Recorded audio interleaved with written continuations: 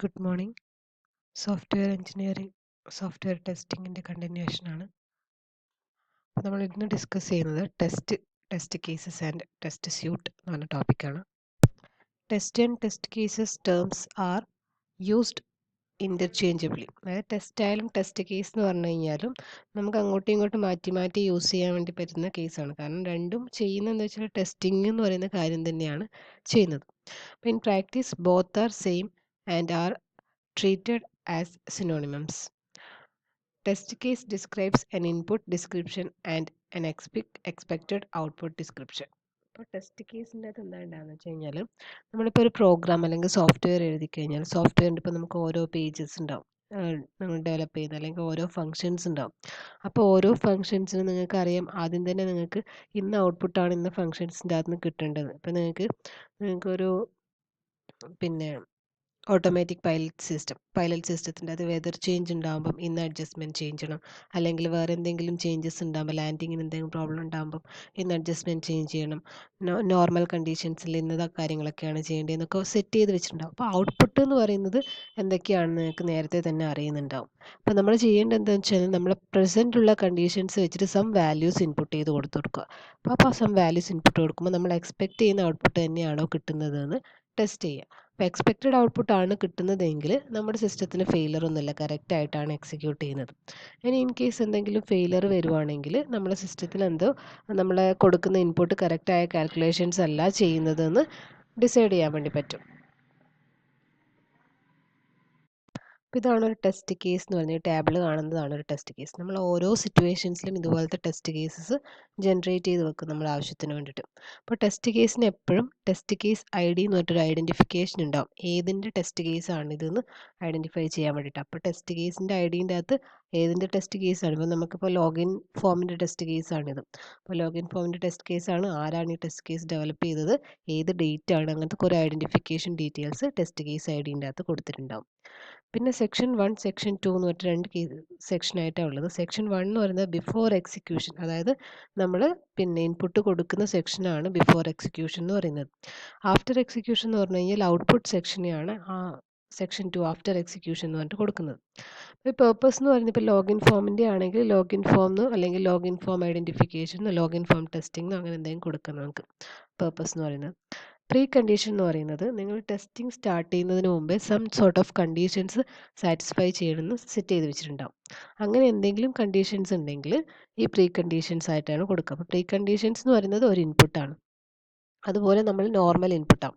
Login ചെയ്യുന്ന സമയത്ത് നമ്മൾ എന്തൊക്കെയാണ് കൊടുക്കുന്നത്, യൂസർ നെയിം ഉണ്ടാവും, പാസ്വേഡ് ഉണ്ടാവും, എന്തെങ്കിലും ക്യാപ്ച എന്തെങ്കിലും ഉണ്ടെങ്കിൽ അതും കൊടുക്കേണ്ടി വരും.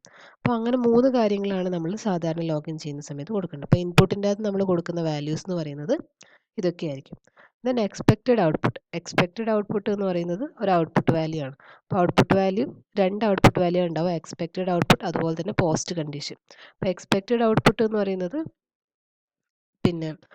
നിങ്ങൾ ഈ ലോഗിൻ ചെയ്ത് കഴിഞ്ഞാൽ നമുക്ക് കിട്ടേണ്ട എക്സ്പെക്റ്റഡ് ഔട്ട്പുട്ട് എന്താ, ലോഗിൻ സക്സസ്ഫുൾ എന്ന് പറഞ്ഞിട്ട് നെക്സ്റ്റ് പേജിലേക്ക് എന്ത് ചെയ്യണം, കൺട്രോൾ ട്രാൻസ്ഫർ ചെയ്യണം. ഇനി പോസ്റ്റ് കണ്ടീഷൻ എന്ന് പറയുന്നത് ആ ലോഗിൻ സക്സസ്ഫുൾ എന്ന് പറയുന്ന കാര്യം നടക്കുന്ന സമയത്ത് നമ്മൾ സിസ്റ്റം സാറ്റിസ്ഫൈ ചെയ്തിരിക്കുന്ന കണ്ടീഷൻ. ഇപ്പം നമുക്ക് പ്രീ കണ്ടീഷൻ അറിയാം, നമ്മൾ ലോഗിൻ ചെയ്യുന്ന സമയത്ത് നമ്മുടെ കീബോർഡിൻ്റെ ക്യാപ്സ് ലോക്ക് കീ എപ്പോഴും പ്രസ് ചെയ്യാൻ പാടില്ല. നമുക്ക് സാധാരണ ക്യാപ്സ് ലോക്ക് പ്രസ് ചെയ്തിട്ടല്ല നമ്മൾ പാസ്വേഡൊക്കെ അടിക്കുന്നത്. അപ്പോൾ അതൊരു പ്രീ കണ്ടീഷനായിട്ട് കൊടുക്കാം. അതുപോലെ പോസ്റ്റ് കണ്ടീഷനും എന്തെങ്കിലും കണ്ടീഷൻസ് സാറ്റിസ്ഫൈ ചെയ്യണമെന്നുണ്ടെങ്കിൽ ഇപ്പം ഏതെങ്കിലും കീ ഓഫ് ചെയ്തിരിക്കണം അല്ലെങ്കിൽ അങ്ങനെ എന്തെങ്കിലും കണ്ടീഷൻസ് ഉണ്ടെങ്കിൽ ആ കണ്ടീഷൻസ് കൊടുക്കാം. ദെൻ റിട്ടേൺ ബൈ, ആരാണ് ഈ ടെസ്റ്റ് കേസ് റിട്ടേൺ ചെയ്തിരിക്കുന്നത്, അതുപോലെ തന്നെ ഡേറ്റ് എന്ന് പറയുന്നത് ഈ നിങ്ങൾ ടെസ്റ്റ് കേസ് എഴുതി കൊടുത്തതിൻ്റെ ഡേറ്റ്. അപ്പോൾ ഒന്നുകിൽ ഇത് ഐ ഡീൻ്റെ കൂടെ ഉണ്ടാവും അല്ലെങ്കിൽ ഇങ്ങനെ സെപ്പറേറ്റ് ആയിട്ട് ഇവിടെ കൊടുക്കാൻ വേണ്ടി പറ്റും. ദെൻ എക്സിക്യൂഷൻ ഹിസ്റ്ററി, ഈ സൈസ് എക്സിക്യൂട്ട് ചെയ്തിട്ട് നമുക്ക് കിട്ടുന്ന ഔട്ട്പുട്ടിനെയാണ് എക്സിക്യൂഷൻ ഹിസ്റ്ററി എന്ന് പറയുന്നത്. റിസൾട്ട് എന്ന് പറയുന്നത് നമ്മൾ ഒന്നുകിൽ സക്സസ്ഫുള്ളി ലോഗിൻ എന്നിട്ട് transfer to the next page എന്ന് കൊടുത്തിട്ടുണ്ടാവും. നെക്സ്റ്റ് ഇനി ഫെയിലർ ആണ് ഉണ്ടാകുന്നതെങ്കിൽ അത് എക്സിക്യൂഷൻ കംപ്ലീറ്റ് ആയിട്ടില്ല, അതായത് നമ്മൾ ലോഗിൻ സക്സസ്ഫുൾ ആയിട്ടില്ല എന്നുള്ള കണ്ടീഷനാണ് വരുന്നതെങ്കിൽ എന്തെങ്കിലും റീസൺ ഉണ്ടോ, ചിലപ്പോൾ പാസ്വേഡ് മിസ്റ്റേക്ക് ആയിരിക്കും, അല്ലെങ്കിൽ യൂസർ നെയിം മിസ്റ്റേക്ക് ആയിരിക്കും, അല്ലെങ്കിൽ ക്യാപ്ച എൻട്രി മിസ്റ്റേക്ക് ആയിരിക്കും, അങ്ങനെ എന്തെങ്കിലും ഒരു റീസൺ ഉണ്ടാവും. അപ്പോൾ ആ റീസൺ എന്താണ്? അതുപോലെ തന്നെ ഇനി അതൊരു ഒബ്സർവേഷൻ, ഇപ്പോൾ നമ്മൾ ഒബ്സർവേഷൻ നമ്മൾ ക്യാപ്സ് ലോക്ക് കീ പ്രസ് ആയിരുന്നു, അതൊരു ഒബ്സർവേഷനാണ്. അതുപോലെ ഇനി അതൊരു സജഷൻസ് ഉണ്ടെങ്കിൽ ആ സജഷൻസ് എന്തൊക്കെയാണെന്ന് കൊടുക്കാം. അതുപോലെ തന്നെ റൺ ചെയ്ത് ഇത് ഈ ടെസ്റ്റ് കേസ് ആരാണ് റൺ ചെയ്ത് നോക്കിയത്, ആ ഡേറ്റ്, ഇത്രയും കാര്യങ്ങളാണ് ടെസ്റ്റ് കേസിൻ്റെ അകത്ത് ഉണ്ടാവുക. അങ്ങനെ ഓരോ പേജിനും അല്ലെങ്കിൽ ഓരോ ഫംഗ്ഷനും ഇതുപോലെ നിങ്ങൾ ടെസ്റ്റ് കേസ് എഴുതി വെച്ചിട്ടുണ്ടാകും. ആ ടെസ്റ്റ് കേസിൻ്റെ ഒക്കെ കളക്ഷൻ ഒരു സെറ്റിനെയാണ് എന്ത് പറയുന്നത്, ടെസ്റ്റ് സ്യൂട്ട് എന്ന് പറയുന്നത്. ഇപ്പോൾ കോമ്പിനേഷൻ ഓഫ് ടെസ്റ്റ് കേസസ് ആണ് ടെസ്റ്റ് സ്യൂട്ട് ജനറേറ്റ് ചെയ്യുന്നത്. ഓക്കെ, നെക്സ്റ്റ് ടോപ്പിക്കാണ് വെരിഫിക്കേഷൻ ആൻഡ് വാലിഡേഷൻ. എപ്പോഴും എക്സാമിന് കൺഫ്യൂസിംഗ് ആയിട്ട് ചോദിക്കുന്നതാണ് വെരിഫിക്കേഷൻ്റെ ഡെഫിനേഷൻ അല്ലെങ്കിൽ വാലിഡേഷൻ്റെ ഡെഫിനേഷൻ എന്താണെന്ന്. എപ്പോഴും അങ്ങോട്ടും ഇങ്ങോട്ടും മാറിപ്പോകാൻ സാധ്യതയുള്ള രണ്ട് ഡെഫിനേഷൻസ് ആണ്. രണ്ടും ഉദ്ദേശിക്കുന്നത് സെയിം കാര്യങ്ങളാണ്. ഏത് ഫേസിലാണ് ചെയ്യുന്നത് എന്നുള്ളതിൻ്റെ അടിസ്ഥാനത്തിലാണ് രണ്ടിൻ്റെ മീനിങ് മാറി മാറി വരുന്നത്. ഫസ്റ്റ് വെരിഫിക്കേഷൻ നോക്കുക. Is the process of evaluating a system or component to determine whether the product of a given development phase, നോക്കുക, ഡെവലപ്മെൻറ്റ് ഫേസ് ആണ്, satisfy the conditions imposed at the starting of the phase. മനസ്സിലായില്ലേ? Development ഫേസിൽ കൊടുത്തിരിക്കുന്ന conditions ആണ്. Development ഫേസിൻ്റെ first എന്ത് കൊടുത്തിട്ടുണ്ടാകും, some conditions കൊടുത്തിട്ടുണ്ടാകും. അത് development ഫേസിൻ്റെ ഓരോ functions ചെയ്യുന്ന സമയത്തും സാറ്റിസ്ഫൈ ചെയ്യുന്നുണ്ടോ എന്ന് ടെസ്റ്റ് ചെയ്യുന്നതാണ് വെരിഫിക്കേഷൻ. ഡെവലപ്മെൻറ്റ് ഫേസ് ആണ് മെയിനായിട്ട്. ഒന്നും കൂടി നോക്കുക. It's the process of evaluating a system or component, ആ കംപ്ലീറ്റ് ആയിട്ടുള്ള സിസ്റ്റോ അല്ലെങ്കിൽ അതിൻ്റെ ഏതെങ്കിലും പാർട്ടോ, to determine whether the product of a given development phase, ആ ഗിവൺ ഡെവലപ്മെൻറ്റ് ഫേസിൽ satisfy the conditions imposed at the start of that phase. ആ ഡെവലപ്മെൻറ്റ് ഫേസിൻ്റെ സ്റ്റാർട്ടിങ്ങിൽ ഇമ്പോസ് ചെയ്തിരിക്കുന്ന സം കണ്ടീഷൻസ് ഉണ്ടാകും. ആ കണ്ടീഷൻസ് ഈ ഡെവലപ്മെൻറ്റ് ഫേസിൽ നമ്മൾ ഓരോ പ്രൊഡക്റ്റ് അല്ലെങ്കിൽ അതിൻ്റെ ഓരോ പാർട്ടായിട്ട് നമ്മൾ ഡെവലപ്പ് ചെയ്യുമല്ലോ, കോഡ് ചെയ്യുമല്ലോ. അപ്പോൾ ഓരോ പാർട്ടിൽ നമ്മൾ കോഡ് ചെയ്യുന്ന സമയത്തും ഈ തന്നിരിക്കുന്ന സ്റ്റാർട്ടിങ്ങിൽ തന്നിരിക്കുന്ന കണ്ടീഷൻസ് സാറ്റിസ്ഫൈ ചെയ്യുന്നുണ്ടോ എന്ന് ചെക്ക് ചെയ്യുന്നതിനെയാണ് വെരിഫിക്കേഷൻ എന്ന് പറയുന്നത്. നെക്സ്റ്റ് വാലിഡേഷൻ എന്ന് പറഞ്ഞാൽ it's the process of evaluating a system or component during or at the end of development process. എൻഡിലാണ് ചെയ്യുന്നത്. അതിൻ്റെ ഇടയ്ക്കിടയ്ക്ക് ഓരോ കമ്പണൻറ്റ് ചെയ്യുന്ന സമയത്തേ ചെയ്യുന്നില്ല. ഡെവലപ്മെൻറ്റ് ഫേസ് എൻഡ് ചെയ്യുന്ന സമയത്ത് ഓരോന്നും ചെക്ക് ചെയ്യുക ചെയ്യുന്നത്. To determine whether it satisfy the specified requirements, തന്നിരിക്കുന്ന റിക്വയർമെൻറ്റ്സ്. ഇവിടെ നമ്മൾ സ്റ്റാർട്ടിങ്ങിലുള്ള കണ്ടീഷൻസ് ആണ്, തന്നിരിക്കുന്ന കണ്ടീഷൻസ് സാറ്റിസ്ഫൈ ചെയ്യുന്നുണ്ടോ എന്നാണ് ചെയ്യുന്നത്. ഇവിടെ റിക്വയർമെൻറ്റ്സ് നമുക്ക് ഡെവലപ്മെൻറ്റ് ഫേസിൻ്റെ സ്റ്റാർട്ടിങ്ങിൽ സം റിക്വയർമെൻറ്റ്സ് ഉണ്ടാകും. അത് ഡെവലപ്മെൻറ്റ് ഫേസിൻ്റെ എൻഡിൽ സാറ്റിസ്ഫൈ ചെയ്യുന്നുണ്ടോ എന്ന് ചെക്ക് ചെയ്യുന്നതാണ് വാലിഡേഷൻ എന്ന് പറയുന്നത്. അപ്പോൾ ടെസ്റ്റിംഗ് എന്ന് പറഞ്ഞാൽ വെരിഫിക്കേഷൻ പ്ലസ് വാലിഡേഷൻ ആണ്. ഇത് നിങ്ങൾ എക്സാമിന് എപ്പോഴും കൺഫ്യൂസിംഗ് ആയിട്ട് ചോദിക്കുന്നതാണോ, കറക്റ്റായിട്ട് മനസ്സിലാക്കിയിട്ട് പഠിച്ചു നോക്കുക കേട്ടോ. Next alpha, beta and acceptance testing. അപ്പോൾ ഡിഫറെൻറ്റ് ടൈപ്സ് ഓഫ് ടെസ്റ്റിംഗ് ഏതൊക്കെയാണെന്ന് ക്വസ്റ്റ്യൻ ഉണ്ടായിക്കഴിഞ്ഞാൽ നിങ്ങൾക്ക് എഴുതാൻ വേണ്ടി പറ്റുന്നതാണ് alpha testing, beta testing, acceptance testing. ഇനിയും കുറേ ടെസ്റ്റിങ്സ് ലിസ്റ്റ് ചെയ്യാനുണ്ട്. അപ്പോൾ ആദ്യം വരുന്ന 2-3 ഇതൊക്കെ. ഇപ്പോൾ ആക്സെപ്റ്റൻസ് ടെസ്റ്റിംഗ് എന്ന് പറഞ്ഞു കഴിഞ്ഞാൽ എപ്പോഴാണ് നമ്മളൊരു സാധനം ആക്സെപ്റ്റ് ചെയ്യുക, നമ്മൾ കൊടുത്തിരിക്കുന്ന കണ്ടീഷൻസ് ഒക്കെ സാറ്റിസ്ഫൈ ചെയ്ത് നമ്മൾ ഇംപ്രസ് ആവുന്ന സമയത്താണ് നമ്മളൊരു സോഫ്റ്റ്വെയർ ആക്സെപ്റ്റ് ചെയ്യുക. അല്ലെങ്കിൽ നമ്മളൊരു പ്രോഡക്റ്റ്, ഒരു ഫോണൊക്കെ വാങ്ങിക്കുന്ന സമയത്ത് എങ്ങനെയാണ്, നമ്മൾക്കിപ്പം ക്യാമറ ഇങ്ങനെ ആയിരിക്കണം, സ്റ്റോറേജ് ഇങ്ങനെ ആയിരിക്കണം, അതിൻ്റെ സ്ക്രീൻ ഇങ്ങനെ ആയിരിക്കണം എന്നൊക്കെ പറഞ്ഞിട്ട് കുറേ കണ്ടീഷൻസ് ഉണ്ടാവും.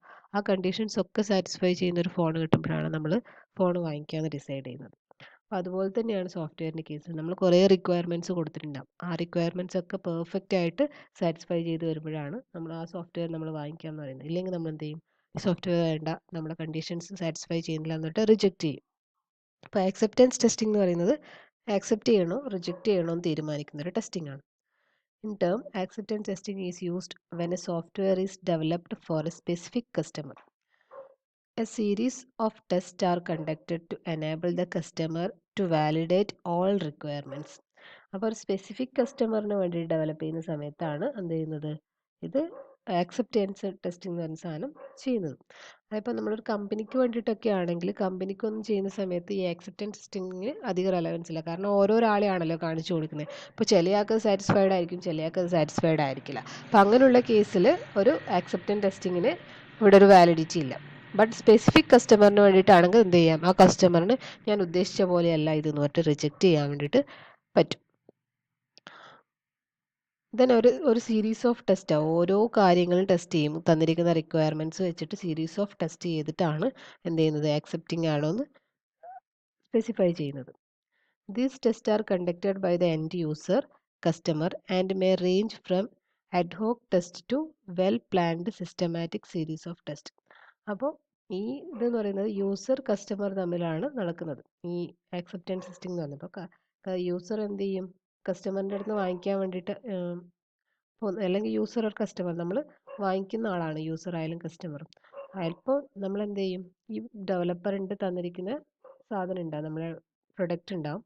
ആ പ്രൊഡക്റ്റ് നമ്മൾ കൊടുത്തിരിക്കുന്ന കുറേ റിക്വയർമെൻറ്റ്സ് ഉണ്ടാവും. അത് വെച്ചിട്ട് സിമ്പിൾ ടെസ്റ്റിംഗ് നോക്കും. അതുപോലെ തന്നെ അതിൻ്റെ എല്ലാ ഫങ്ഷനാലിറ്റീസും ടെസ്റ്റ് ചെയ്ത് നോക്കും. കാരണം നമുക്ക് വാങ്ങിച്ചതിന് ശേഷം ഇത് റിട്ടേൺ ചെയ്യാൻ വേണ്ടി പറ്റില്ല. കാരണം നമ്മൾ വാങ്ങിക്കുന്നതിന് മുമ്പ് എന്ത് ചെയ്യാം, നമുക്ക് സാറ്റിസ്ഫൈ ചെയ്യുന്നില്ല എന്ന് പറഞ്ഞിട്ട് വേണമെങ്കിൽ റിജക്റ്റ് ചെയ്യാം. അപ്പോൾ നമ്മൾ എല്ലാ കേസിലും എന്ത് ചെയ്യും, ഇതിനെ ടെസ്റ്റ് ചെയ്തിട്ട് നോക്കും കറക്റ്റ് ആണോ. എന്നിട്ടാണ് നമ്മൾ എന്ത് ചെയ്യുന്നത്, ആക്സെപ്റ്റ് ചെയ്യണോ അല്ലെങ്കിൽ ഈ സിസ്റ്റത്തിനെ റിജക്റ്റ് ചെയ്യണോ എന്ന് ഡിസൈഡ് ചെയ്യുന്നത്, അല്ലെങ്കിൽ ഇതിന് എന്തെങ്കിലും മോഡിഫിക്കേഷൻസ് വരുത്തണമെന്ന് ഡിസൈഡ് ചെയ്യുന്നത്.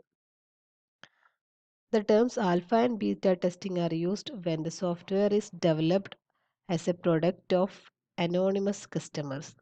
അപ്പോൾ ആൽഫ ടെസ്റ്റിംഗ് ബീറ്റ ടെസ്റ്റിങ്ങും അനോണിമസ് കസ്റ്റമേഴ്സിന് വേണ്ടിയിട്ട് എന്തെങ്കിലും പ്രൊഡക്റ്റ് ഉണ്ടാക്കുന്ന സമയത്താണ് ആൽഫ ടെസ്റ്റിംഗ് ബീറ്റ ടെസ്റ്റിംഗ് ചെയ്യുന്നത്. അപ്പോൾ alpha test are conducted at the developers site by some potential customers. ഇപ്പം ആൽഫ ടെസ്റ്റ് എന്ന് പറയുന്നത് ഡെവലപ്പറിൻ്റെ സൈറ്റിലാണ് ടെസ്റ്റ് ചെയ്യുന്നത്.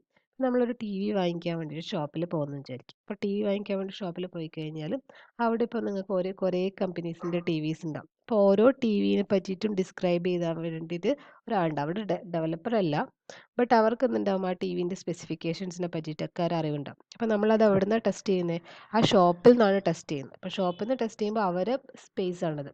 അപ്പോൾ അവരെ സ്പേസിൽ ടെസ്റ്റ് ചെയ്യുമ്പോൾ അത് എന്തായി, ആൽഫ ടെസ്റ്റിംഗ് ആയി. അപ്പോൾ ഡെവലപ്പർ നമ്മളിപ്പോൾ ഒരു സോഫ്റ്റ്വെയർ വാങ്ങിക്കാൻ വേണ്ടിയിട്ട് ആ കമ്പനി പോയിട്ട് അത് ടെസ്റ്റ് ചെയ്ത് നോക്കുന്ന സമയത്താണെങ്കിൽ അതൊരു ആൽഫ ടെസ്റ്റിംഗ് ആണ്.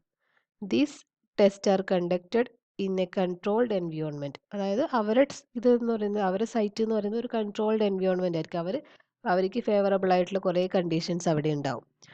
അതുപോലെ തന്നെ alpha testing may be started when formal testing process is near completion. അതായത് നമ്മളെ ബാക്കിയുള്ള ടെസ്റ്റിംഗ് പ്രോസസ്സ് എല്ലാം ഏകദേശം കംപ്ലീറ്റ് ആവാനാവുന്ന സമയത്ത് നമുക്ക് എന്ത് ചെയ്യാം, ഈ ആൽഫ ടെസ്റ്റിംഗ് സ്റ്റാർട്ട് ചെയ്യാൻ വേണ്ടിയിട്ട് പറ്റും. ഇനി ബീറ്റ ടെസ്റ്റിംഗ് എന്ന് പറയുന്ന കേസിൽ beta test are conducted by the customer or end users at their site. അപ്പോൾ നമ്മൾ ടി വി വാങ്ങിച്ചിട്ട് വീട്ടിൽ വന്നിട്ട് വീട്ടിൽ എന്ത് ചെയ്യുന്നു, വീട്ടിലെ പിന്നിലൊക്കെ കുത്തിയിട്ട് ടെസ്റ്റ് ചെയ്യുന്നു.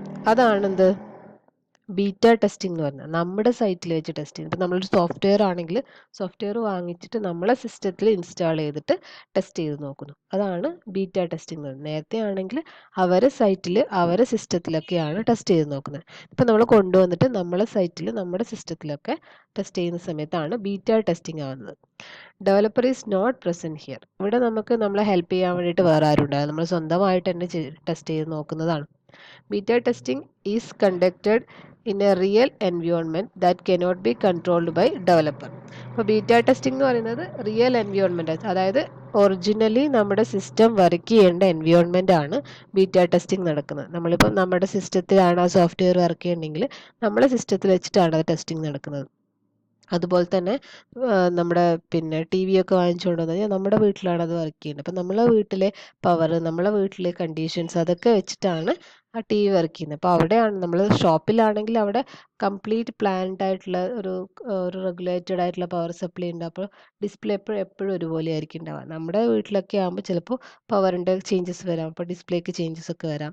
അങ്ങനെ ഓരോ കേസസ് ഡിഫറെൻറ്റ് വരും. അപ്പോൾ കംപ്ലീറ്റ് ആയിട്ടുള്ള റിയൽ എൻവിയോൺമെൻറ്റിലാണ് ബീറ്റ ടെസ്റ്റിംഗ് നടക്കുന്നത്. ആൽഫ ടെസ്റ്റിംഗ് എന്ന് പറയുന്നത് അവരുടെ എൻവിയോൺമെൻറ്റിൽ നടക്കുന്നത്. അപ്പോൾ ആൽഫ ടെസ്റ്റിംഗ് നടത്തുന്ന സമയത്ത് കസ്റ്റമറും ഡെവലപ്പറും ഒരുമിച്ചാണ് ഉണ്ടാവുന്നത്.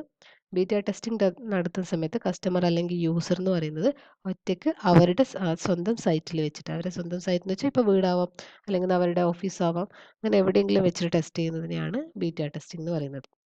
ഓക്കെ.